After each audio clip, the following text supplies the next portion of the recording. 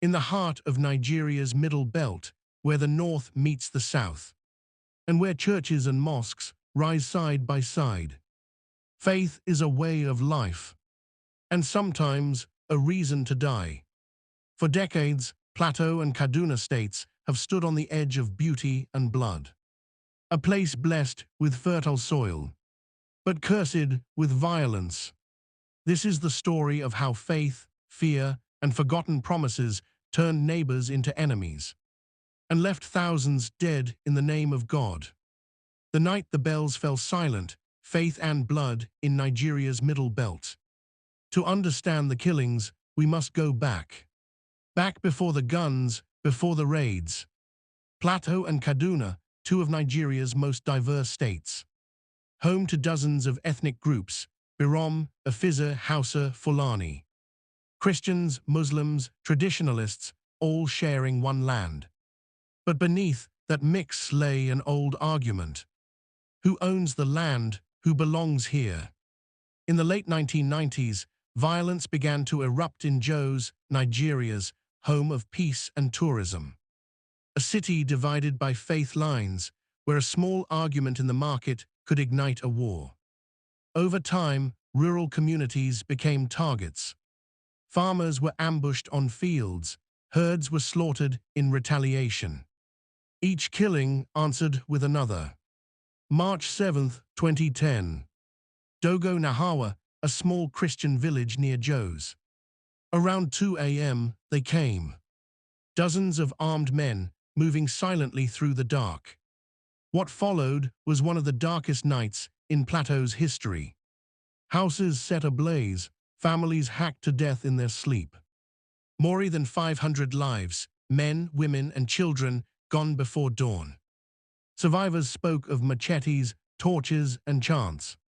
Entire families wiped out in minutes. When the sun rose, Dogo Nahawa was silent. Only the sound of church bells ringing in mourning. Nigeria and the world demanded justice. But arrests were few, trials never came. The killings faded from the headlines. The villagers rebuilt, knowing it could happen again. 12 years later, 2022, Kajuru, Kaduna State. A Sunday morning in St. Moses Catholic Church. The choir was halfway through, "Great is thy faithfulness." And then gunfire. Armed men on motorcycles surrounded the church, firing into the crowd. Children hid under benches. The priest tried to shield his congregation. By the time the attackers left, 32 were dead. For the people of Kajuru, it was not the first attack and not the last. Between 2019 and 2023, hundreds of Christian villagers in southern Kaduna were killed. Whole settlements burned. Police came too late every time. Plateau Kaduna, Benue Taraba. Across Nigeria's middle belt, violence has become a language of revenge. Officials call it farmer-herder conflict. Locals call it something else, a silent war. Militias claim land, communities dig trenches. Faith becomes armor and sometimes a weapon. But most victims are not fighters. Their children asleep in their beds, farmers returning from fields. Pastors preaching peace. Empty classroom with broken desks, cross fallen on the floor. The United Nations calls it one of Africa's most neglected crises. More than 3,000 killed in just 5 years, yet few headlines remain. Survivors rebuilding, women cooking outside tents, men repairing a church roof. But in the ashes of hate, there are still voices of faith. They burned my church, but not my belief. I will rebuild it with my own hands. We are tired of burying our neighbors. We must live as one again. Interfaith groups now travel village to village, uniting pastors and imams, rebuilding schools, teaching forgiveness in the same places where hate once ruled.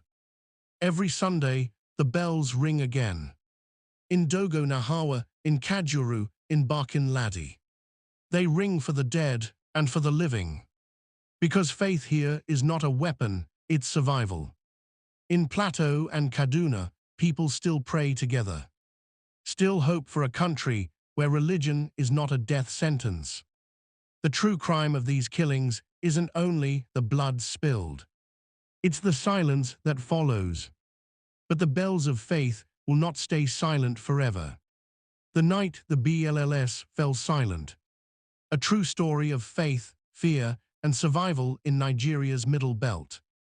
Don't forget to like, share, and subscribe for more historical true crime documentaries and deep dives into infamous criminal cases.